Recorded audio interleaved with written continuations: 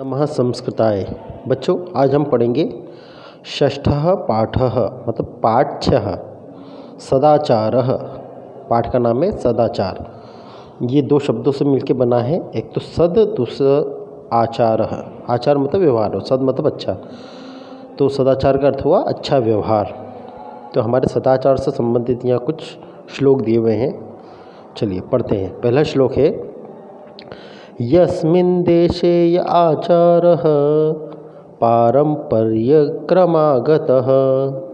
वर्णानां सान्तरालानां स सदाचार उच्यते। फिर से देख लीजिए, ये दोनों कुछ भी नहीं है, गलती से छपा है। कह रहे हैं यस्मिन् देशे य आचारः पारम्पर्यक्रमागतः वर्णानां सान्तरालानां स सदाचार उच्यते। कहा यस्मिन् देशे मतलब जिस देश में यह आचार जो भी व्यवहार है पारंपर्य क्रमागतः परंपरा से प्राप्त हुआ है, अर्थात जो व्यवहार हमें परंपरा से आया हुआ मिलता है, स सदाचार उच्यते, उसे हम सदाचार कहते हैं। अर्थात वही अच्छा व्यवहार होता है, वही सदाचार होता है। हमें जो हमारे पूर्वजों से जो भी व्यवहार मिला है, जो भी परंपराएं प्राप्त हुई हैं, जो अच्छी बातें प्राप्त हुई हैं, जो अच्छा व्यवहार, जो अच्छा विचार हमें प्राप्त हुआ है, वह सदाचार है।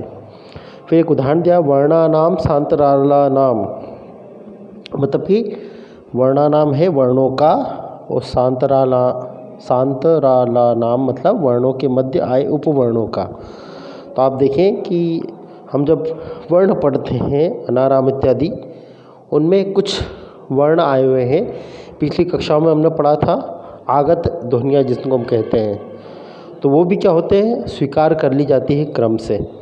तो यहाँ भी इन्होंने उदाहरण दिया है पहले वाले श्लोक में, जो कहा कि जिस देश में जो व्यवहार परंपरा से प्राप्त हुआ है उसे ही सदाचार कहते हैं। जैसे वर्णों में बीच बीच में आए हुए अन्य वर्ण उपवर्ण स्वीकार कर लिए जाते हैं, उसी तरह व्यवहार में आया हुआ सदाचार जो परंपरा से प्राप्त हुआ है वह सदाचार कहलाता है। ठीक है, चलिए दूसरा श्लोक पढ़ते हैं। श्वः कार्यमद्य कुर्वीत पूर्वाह्णे चापराह्निकम् न हि प्रतीक्षते मृत्युः कृतमस्य न वा कृतम्। ठीक है, फिर से सुन लीजिएगा। श्वः कार्यमद्य कुर्वीत पूर्वाह्णे चापराह्निकम् न हि प्रतीक्षते मृत्युः कृतमस्य न वा कृतम्। कहा श्वः, श्वः मतलब कल, आने वाला कल। श्वः कार्यम अद्य, ये दो शब्दों से मिलकर बना है। कार्यम और अद्य संधि हो गई है, तो कार्य अद्य मतलब आज। श्वः कल का काम आज, कुर्वीत करना चाहिए, कल का काम आज करना चाहिए। पूर्वाह्णे मतलब पूर्वाह्न मतलब दोपहर, तो पूर्वाह्णे मतलब कि दोपहर में करने वाला काम। च अपराह्निकम, वो दोपहर के पहले ही कर लेना चाहिए। क्या कहा, दो अक्षरों का अर्थ देखिए। पूर्वाह्णे, पूर्वाह्न मतलब दोपहर के पहले, पूर्वाह्न कहते हैं हम दोपहर को।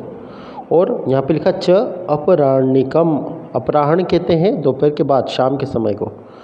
तो इन्होंने कहा कि पूर्वाह्णे चापराह्निकम, जो दोपहर के बाद किया जाने वाला काम है उसे हमें दोपहर में ही कर लेना चाहिए। इसके पहले कहा था कल का काम आज ही कर लेना चाहिए, और फिर कहा दोपहर के बाद वाला काम दोपहर के पहले ही कर लेना चाहिए। आगे कहा नहीं प्रतीक्षते मृत्यु हो, मृत्यु जो है कभी भी किसी की प्रतीक्षा नहीं करती है।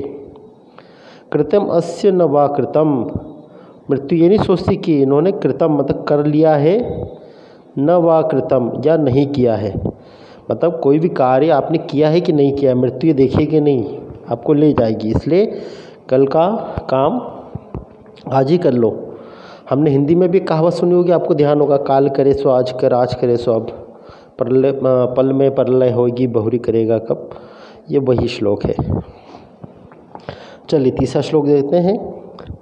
सत्यम ब्रूयात प्रियम ब्रूयात न ब्रूयात सत्यम अप्रियम प्रियम च नानृतं ब्रूयात सधर एष धर्मः सनातनः।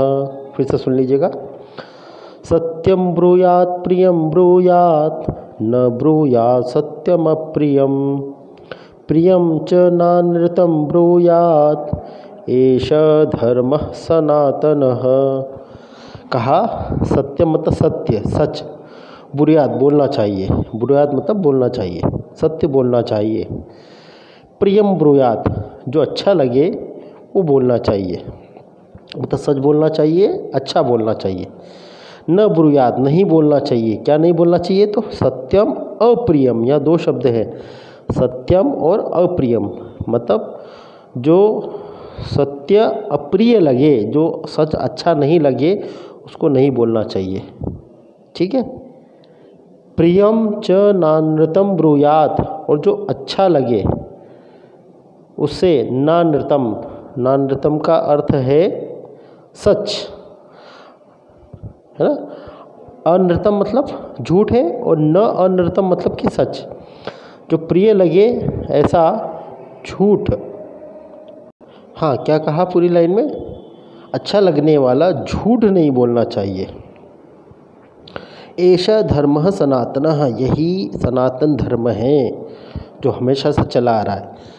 क्या कहा सीधे सीधे ये कहा कि सत्य बोलना चाहिए, अच्छा बोलना चाहिए, प्रिय लगने वाला सच बोलना चाहिए, और जो झूठा हो, ऐसा सच जो गलत लगे वो नहीं बोलना चाहिए।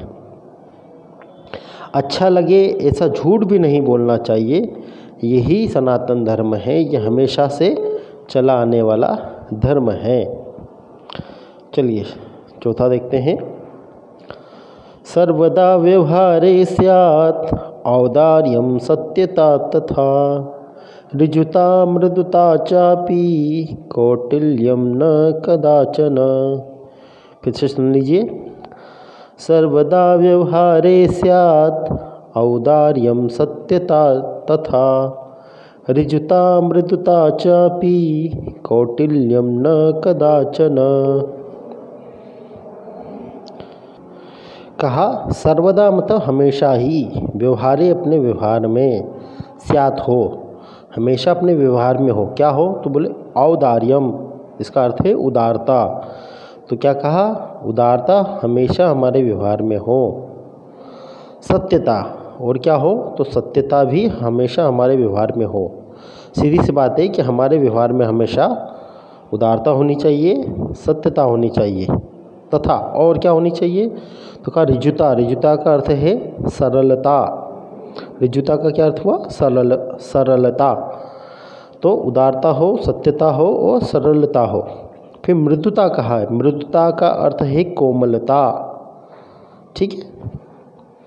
च अपि, और कौटिल्यम न कदाचन, कुटिलता, कौटिल्यम का अर्थ है कुटिलता, कभी भी कुटिलता हमारे व्यवहार में नहीं होनी चाहिए, कदाचन कभी नहीं होनी चाहिए। ठीक है। तो क्या कहा, हमेशा हमारे व्यवहार में उदारता होनी चाहिए, सत्यता होनी चाहिए, सरलता होनी चाहिए, मृदुता होनी चाहिए, लेकिन हमारे व्यवहार में कभी भी कुटिलता नहीं होनी चाहिए। ठीक है बच्चों, वीडियो बड़ा हो गया है, बाकी के श्लोकों का अनुवाद हम अगली कक्षा में करेंगे।